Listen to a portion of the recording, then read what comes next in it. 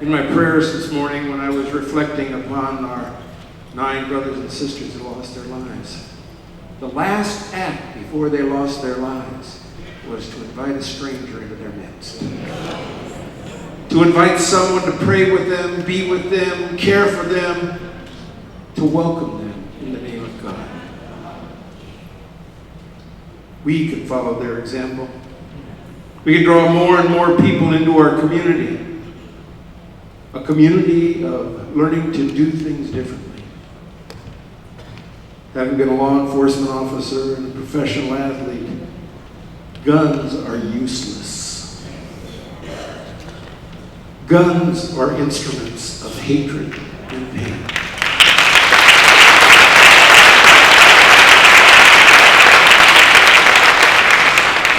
I ask God to bless each and every one of us with the ability to speak our mind and go out and transform this world into a gunless society.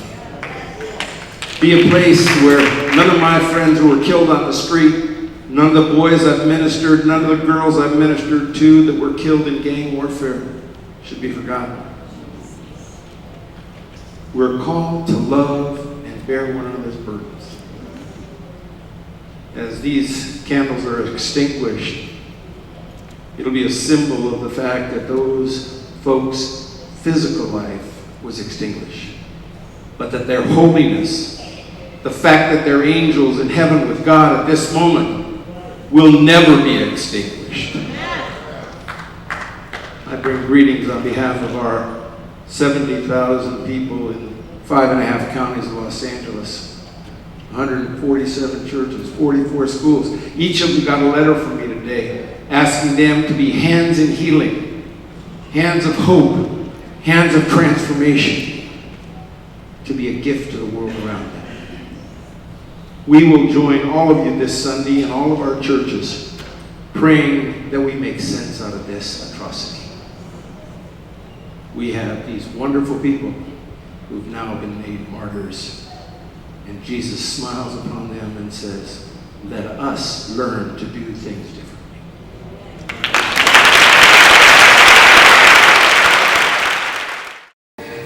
Most sinister and heinous massacre took place in Charleston, South Carolina. And one of the fine pastors of African Methodism who pastored that congregation, his life was taken along with the lives of 7 other persons. So we have gathered here tonight to join other faith centers across the country and indeed around the world to lift up a prayer to God, that God will help us in healing, God will help us in moving forward and moving from where we are now to where God really wants us to be. I just came from time spent with the President, who asked me to send his regards, who spoke out this morning, whose heart is heavy like all Americans, and who spoke today of the devastation that wasn't visited upon a church, but upon a nation. Who spoke of the tragedy that we feel as if it were us in our place of worship. Because what happened was not an attack on the church. It was an attack on a nation. It was an attack on faith itself. In 1 John 4:20 it is said that if anyone says, I love God and hates his brother, he is a liar.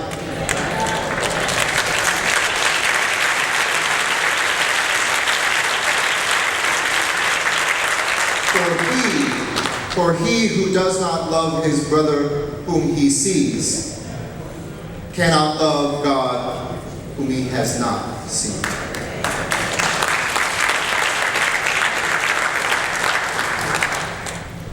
Emmanuel A.M.E. is as American as the Liberty Bell. It is not just a church of the proud parishioners who decades and centuries long have gone there. It is a part of our history.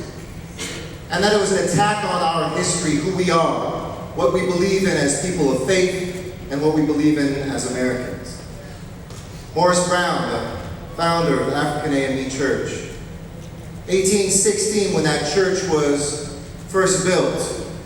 The bravery of the anti-slavery movement at a time when few raised their head and their hand up. Denmark Vesey, who stood up with white and black brothers and sisters against the crime of slavery. And as a result, the church was burned to the ground, but it couldn't be stopped. In 1822, when it was burned, it rose up again, and the anvil of the A.M.E., the hard work of pounding out the metal of moving forward, it joined the Underground Railroad and was a place of refuge for those seeking the true America that we still seek today. 5 blocks from Fort Sumner, that place seared in the memory of the Civil War, where after the war was done, free Negroes marched in front of that church to say we have won a war and we are free today. And then an earthquake took down the church and destroyed it, but the church could not be destroyed yet again. You see, a church is not about the walls that contain it. It is not the structure around us. It is not the decorations on the wall. It is not the light through the colored window. A church and a congregation is about the people and the faith inside. And so I ask you tonight, do you believe? Do you believe in a God that is merciful? Do you believe in a country that has possibility to be equal? Do you believe in each other?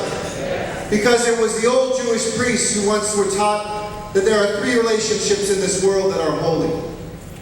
First, that law given to us from God. And God has told us, thou shalt not kill.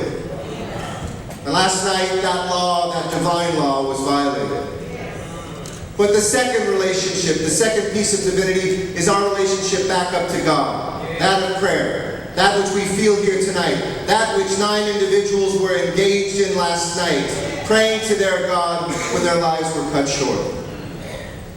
And then the third is our relationship to each other. God and this nation with its liberties gives us the chance to meet one another, to find one another, to search for each other, and to cross bridges and boundaries and borders in order to find what is the promise of this land and of our lives. Last night, a gunman cut short all 3 of those divine relationships. That with God, God with us, and us with each other. But the church cannot be destroyed. The nation cannot be destroyed.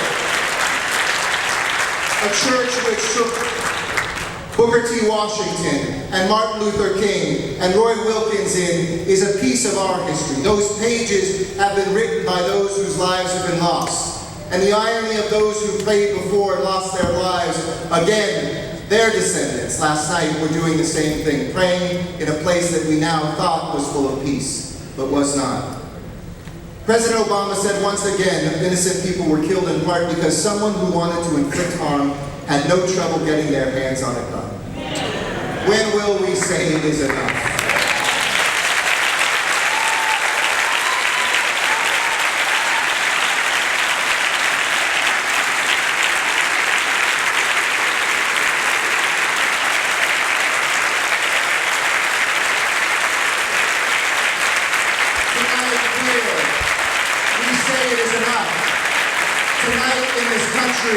We say it is enough. And tonight, across the world, we say it is enough, that why we should be the only civilized nation where this happens again and again and again. It must stop.